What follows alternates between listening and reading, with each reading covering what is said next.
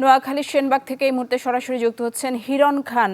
হিরণ, আপনি এখন ঠিক কোন জায়গাটিতে রয়েছেন? বন্যা পরিস্থিতির অবনতির খবর জানাচ্ছিলাম, সব মিলিয়ে জানতে চাই সাধারণ মানুষের প্রতিক্রিয়া কি, তাদের মধ্যে আতঙ্ক বিরাজ করছে কেমন, সব মিলিয়ে আসলে জানতে চাই।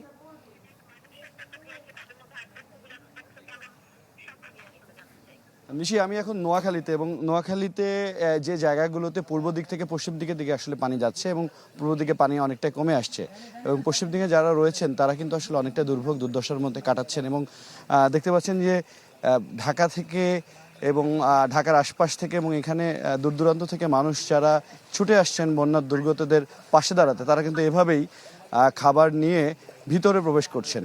অর্থাৎ যেখানে মানুষজন এই পর্যন্ত আসতে পারছেন না সেইখানে তারা নিয়ে যাওয়ার চেষ্টা করছেন নৌকা নিয়ে। এবং দেখতে পাচ্ছেন যে এই জায়গাটিতে আসলে আশপাশের যে বাড়িগুলো, সেই বাড়িগুলো কিন্তু আসলে একদমই বিলীন হয়ে গেছে ইসের পানিতে, বন্যার পানিতে। আমি একটু কথা বলতে চাই আপনাদের সাথে। আপনার ঢাকা থেকে যারা এসেছেন একটু যদি বলেন।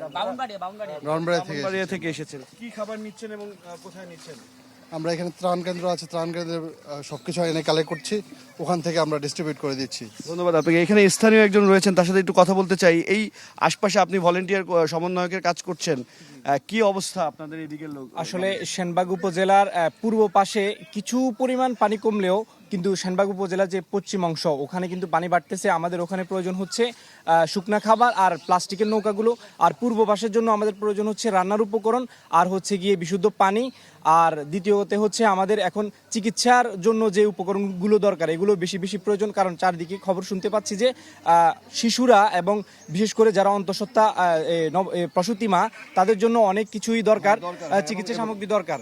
ধন্যবাদ আপনাকে। যেমনটি শুনছিলেন যে গুরুত্বপূর্ণ বিষয়টি বলছিলেন, এখানে স্থানীয় যে সমন্বয়ক আছে তারা বলছিলেন যে এখানে যারা আছেন, যারা বৃদ্ধ মানুষ, এমন বৃদ্ধ মানুষরা কিন্তু এভাবে কষ্ট করে যাচ্ছেন এবং তারা এই পানিতে তাদের ওষুধ, খাবার, ওষুধ নিয়েছেন চাচা?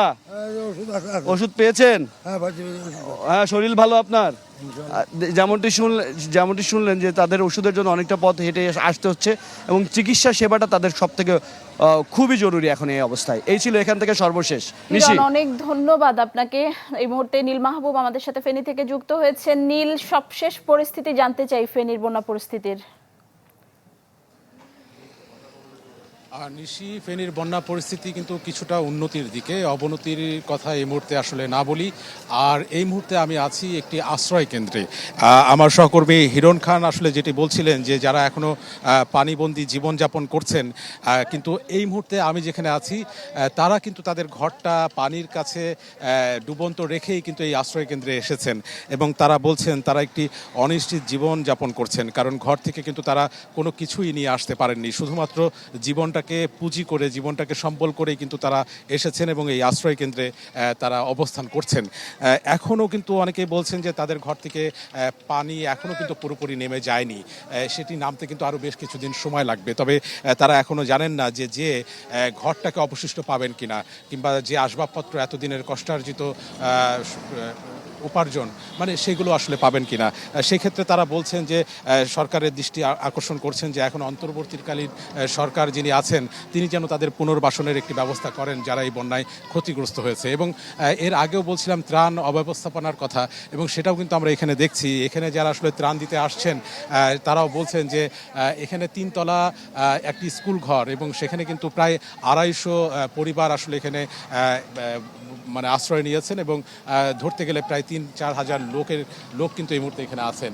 কিন্তু যে ত্রাণগুলো আসছে সেটি কিন্তু অব্যবস্থাপনার কারণে সবার হাতে আসলে সুষমভাবে পৌঁছাচ্ছে না। তো সেটিও কিন্তু একটি ভোগান্তিতে পড়েছেন এবং তারা বলছেন যে আশ্রয় কেন্দ্রগুলোতে কোনো রকম থাকা যাচ্ছে, কিন্তু সেখানে আসলে নাওয়া, তারপরে খাওয়া এবং ওয়াশরুমের যে ব্যবস্থা, সেই ব্যবস্থাগুলো কিন্তু তাদেরকে বাড়তি একটা দুর্ভোগ দিচ্ছে। তো সব কিছু মিলিয়ে বন্যা পরিস্থিতির কিছুটা উন্নতির সংবাদ আপনাকে দিতে পারলেও কিন্তু যে দুর্ভোগের চিত্র সেটি কিন্তু একই রকম আছে এবং এটি আরও বেশ কিছুদিন ধরেই কিন্তু থাকবে।